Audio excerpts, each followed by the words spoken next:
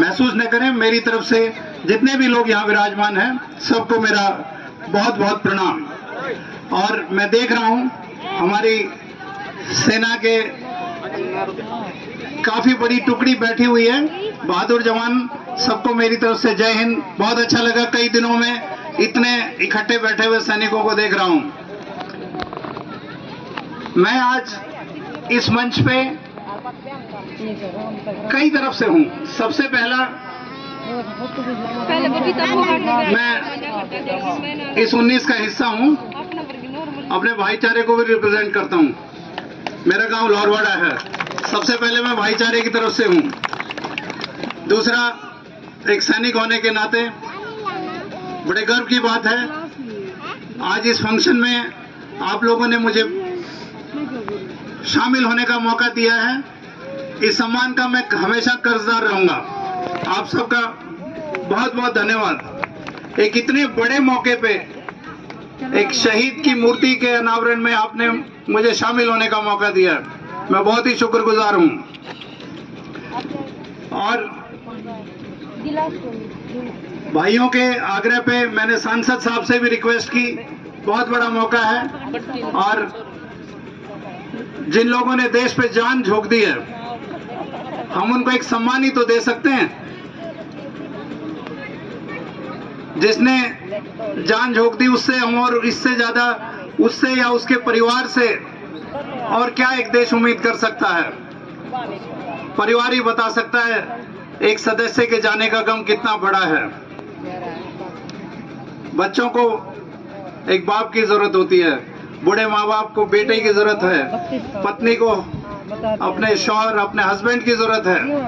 ये बहुत बड़ी कुर्बानी है और बड़े तकदीर वाले ही लोग हैं जो शायद अपने जीवन काल में जिनको ऐसा मौका मिलता है।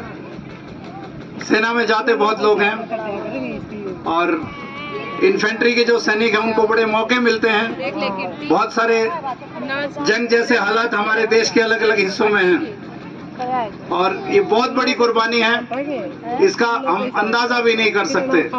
बहुत बड़ी कुर्बानी है, शायद आने वाली पीढ़ियां हमेशा याद रखेंगी। और शहीद सूबेदार साहब श्री ओम गौतम ये बाकी लोगों के लिए एक मोटिवेशन का कारण रहेंगे सदा।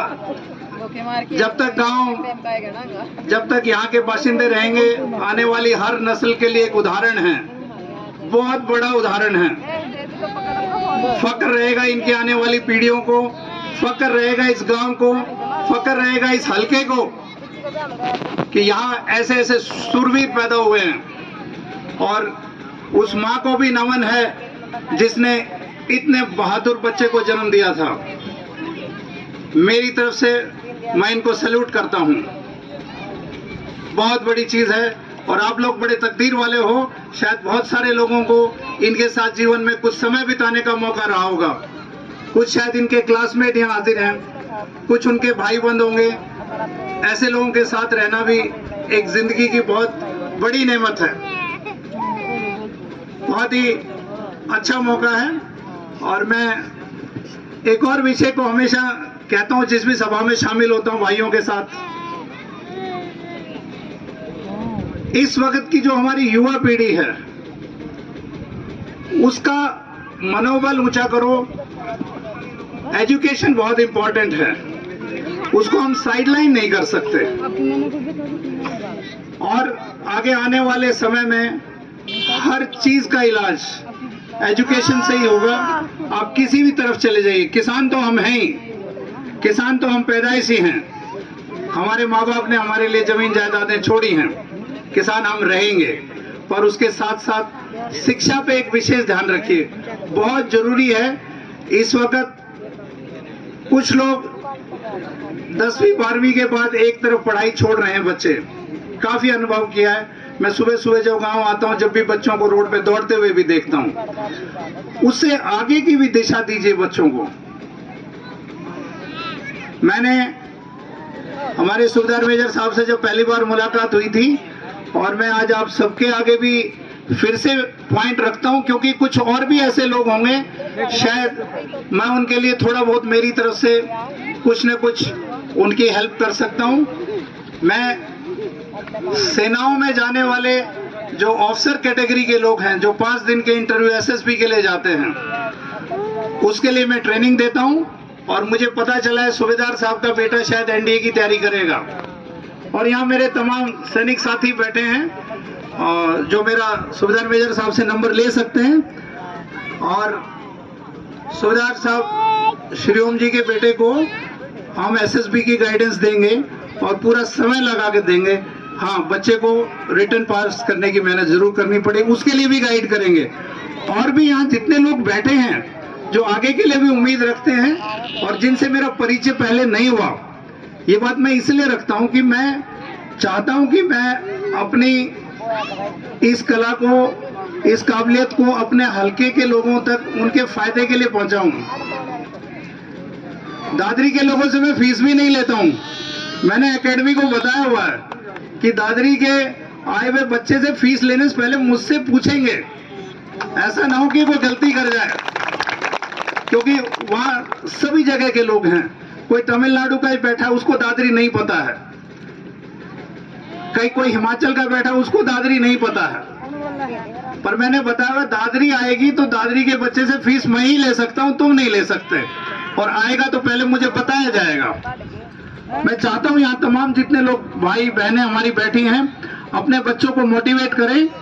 और मैं हर दादरी के बच्चे को जो कोशिश करना चाहता है उसके लिए अवेलेबल हूं और उससे मैं फीस नहीं लूंगा। वो कितने भी दिन मेरी एकेडमी से ट्रेनिंग करे, फायदा लेने की कोशिश कीजिएगा, मुझे बहुत अच्छा लगेगा। मेरे भी बाप दादा सब सेना में रहे, मैं खुद सेना से जुड़ा रहा हूं। मेरी बटालियन 15 जाट है, मैं अभी 3 साल पहले रिटायर हुआ हूं। मुझे बहुत अच्छा लगेगा कि दादरी के कुछ न कुछ बच्चों को, अगर मैं साल में 1 या 2 बच्चों को भी अफसर बना पाए तो मैं उसके लिए अपने आप को बहुत ही किस्मत वाला समझूंगा। अभी पिछले हफ्ते एक दादरी का बच्चा मेरी एकेडमी से सेलेक्ट भी हुआ है, बारडा की तरफ का है, पर उसके यहाँ शायद चाचा मामा या कुछ रिलेटिव हैं, वो दादरी का ही मुझे रेफरेंस देता है। अभी इसी वीक में सेलेक्ट हुआ है। अश्वनी सांगवान उस बच्चे का नाम है, बहुत शानदार बच्चा था। मुझे अच्छा लगता है क्योंकि कई बार हम अपने इलाके से जब दूर रहते हैं तो प्रेम और भी ज्यादा बढ़ जाता है। ये मेरी पर्सनल बात मैं हमेशा हर अपनी गैदरिंग में कहता हूं, ताकि मेरे भाई, उनके लिए मैं कुछ योगदान कर सकूं। उसके अलावा मैं एसएम साहब अगर सुन रहे हैं तो सूबेदार श्री ओम साहब का बेटा जब भी एसएसबी की तैयारी करेगा मैं अवेलेबल हूं। और यकीन रखिएगा बहुत मेहनत करेंगे। एसएसबी अपने आप में एक अलग किस्म का इंटरव्यू है, पर मैं अवेलेबल हूं। मुझसे कोई एक आध बार कोशिश करके देखना है, मैं आपको अवेलेबल हूं। आपका कोई रिलेटिव मेरे पास आएगा, उसके लिए भी फीस नहीं है। जिसका दादरी से कनेक्शन है उसके लिए कोई फीस नहीं है। मैंने एकेडमी को बहुत साफ नोट कराया हुआ है, मुझे बहुत अच्छा लगेगा। और अब मैं ऐसा सोचता हूं, जो सूबेदार साहब ने देश के लिए कुर्बानी दी है, हम सब, हमारे पूरे समाज की ड्यूटी है उनके परिवार का विशेष ध्यान रखना। मैं जानता हूं उनके परिवार वाले रख रहे हैं, लेकिन फिर भी, और यही नहीं, इस तरह के और भी बड़े तमाम शहीद हमारे समाज में हैं। अभी मैं उमेश सिंह जी से बात कर रहा था। उमेश सिंह जी खुद नेवी के एक्स सर्विसमैन हैं, लेकिन उन्होंने मुझे बताया कि इनका जन्म, इनके पिताजी की 71 की लड़ाई में डेथ के शायद 4-5 महीने बाद इनका जन्म हुआ है। सोच के देखो, शायद ये बता पाएंगे कि एक शहीद के परिवार को कितनी दिक्कतें हो सकती हैं। हमारी सबका दायित्व है सूबेदार साहब के परिवार को। और मैंने एक लिस्ट देखी है, इस गांव से पहले भी 5-6 लोग शहीद हुए हैं अलग अलग लड़ाइयों में। उन सबके परिवारों को जो भी आप उनके प्रति कंट्रीब्यूट कर सकते हैं, करना चाहिए। मेरी यही 2-3 बातें इंपॉर्टेंट थी।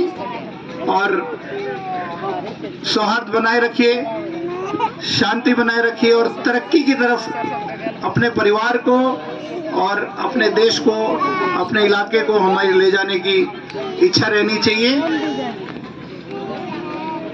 मेरी तरफ से मैं एक बार फिर से शहीद श्रीराम जी को सैल्यूट करता हूँ। भगवान उनके परिवार को तरक्की दे और उनको इतनी हिम्मत दे कि वो दिन दुगनी रात चौगनी तरक्की करें। एक बार सभी मिलके मेरे साथ 3 बार हरिओम जी की जय बोलेंगे। सूबेदार हरिओम जी की, सूबेदार हरिओम जी की, सूबेदार हरिओम जी की। Thank you. मुझे पता है, सॉरी,